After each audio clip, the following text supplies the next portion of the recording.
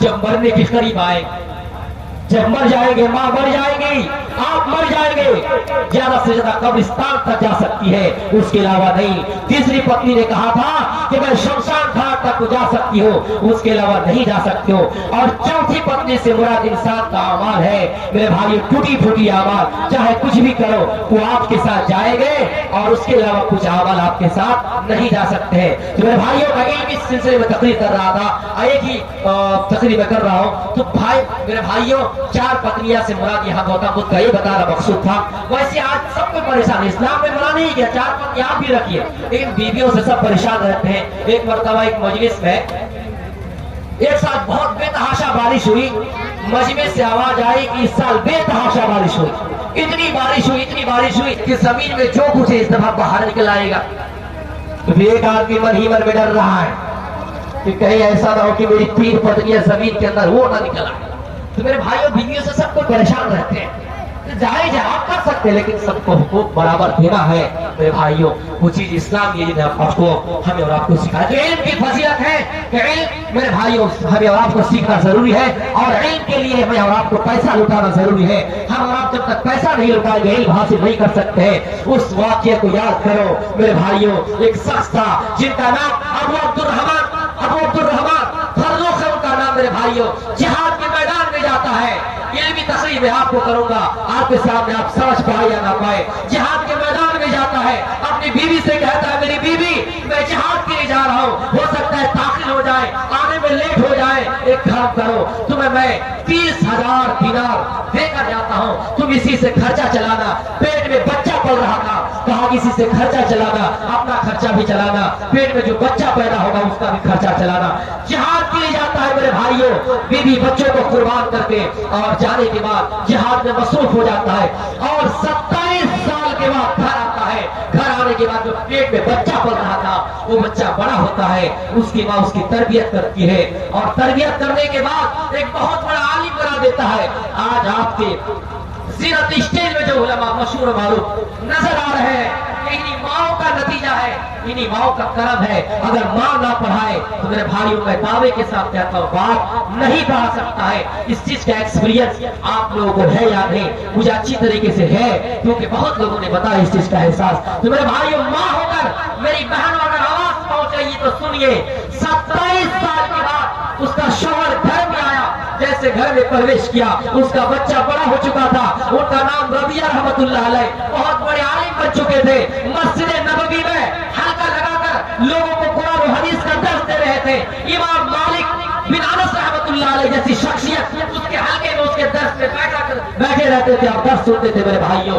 جب آمنا سامنا ہوا، گھر کا دروازہ کھلا دیا تو کہا کہ میرے گھر میں اجنبی باپ بیٹا کی ملاقات ہوئی، باپ نے بیٹا کو نہیں دیکھا، بیٹا نے باپ کو نہیں دیکھا، اجنبی آدمی۔ بیٹا کہے تو میرے گھر سے کیسے آیا اجنبی آدمی؟ بیٹا کہہ رہا ہے مجھے پوچھ رہا ہے یہ میرا گھر، تو کہاں سے آئے بتا۔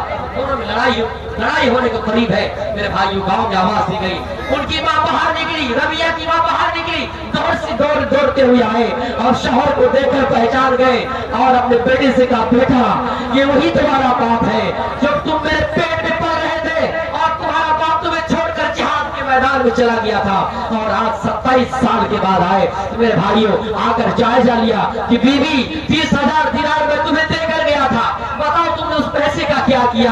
بیوی کہتی ہے میرے شوہر میں آپ کو حساب نہیں دے سکتی ہے، لیکن ایک کام ضرور کر سکتی ہو، آپ مسجد نبوی میں جائیے، وہاں بیٹھے رہیے، آپ کو پتہ چل جائے گا میں اس پیسے کو زمین کے اندر دفنا دیا ہوں۔ میرے بھائیوں مسجد میں جاتا ہے، نماز پڑھنے کے بعد بیٹھے رہتا ہے، اور ربیہ ان کا بیٹا وعظ و نصیحت کرتا ہے، قرآن و حدیث کا درس دیتا ہے لوگوں کو۔ یہ آدمی سوچتا ہے یہ لڑکا کون ہے، اچھی تقریر کرتا ہے، اچھا درس دیتے ہیں، وہ منی من میں سوچتا ہے یا اللہ کہیں یہ میرا بیٹا نہ ہو جائے، یا اللہ اگر میرا یہ بیٹا ہوتا کاش کہ میرا بیٹا ہوتا۔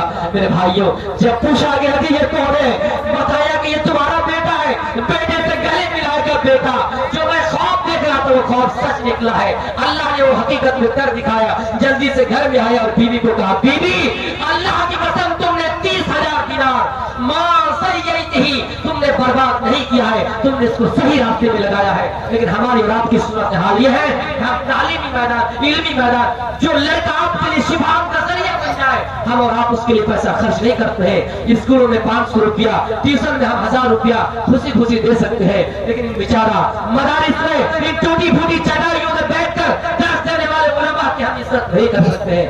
میرے بھائیوں، یہی وہ علماء ہے. اگر آپ کے اندر باقی ہے تو اسلام باقی ہے. میرے بھائیوں، اس لیے ہمیں اور آپ کو علم کی قدر کرنی چاہیے. علم ضروری ہے. علم کا آغاز آپ دیکھیے، جب کائنات کا آغاز ہوا علم سے ہوا. اللہ کے رسول کو جب نبوت ملی 40 سال کی عمر میں، پھر بھی اس کا آغاز علم سے ہوا. اور اس کائنات کا بھی جب آغاز ہوا تو علم سے ہوا.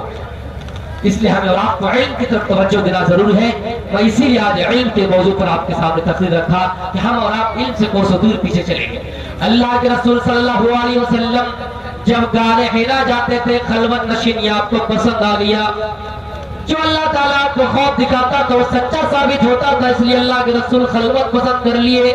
اور آپ اپنی بیوی حضرت خدیجہ رضی اللہ تعالیٰ عنہ سے کہا کہ کچھ توشہ دے دو، کچھ ہمراہ دے دو، پیسہ دے دو، سامان دے دو. کچھ سامان لے کر، کھانے کا سامان لے کر، خوراک لے کر آپ غار حرا جاتے تھے. غار حرا میں بیٹھے ہوئے تھے، اتنے میں اچانک فجاءہ الملک، فرشتہ یا جبریل علیہ السلام آئے. جبریل علیہ السلام آئے اور آ کر آپ سے پہلی مرتبہ کہا کہ اقرا پڑھو. حالانکہ آپ کو کچھ نہیں جانتے تھے. آپ کا جواب ہی تھا ما انا بقاری، ما انا بقاری، میں پڑھنا نہیں جانتا ہوں، میں امی ہوں، میں ان پڑھ ہوں، میں پڑھنا نہیں جانتا ہوں. جبریل علیہ السلام نے سینے سے زور سے دبایا، ایسا دبایا، پسلیاں ادھر ادھر. میرے بھائیوں، پتا چلا تعلیم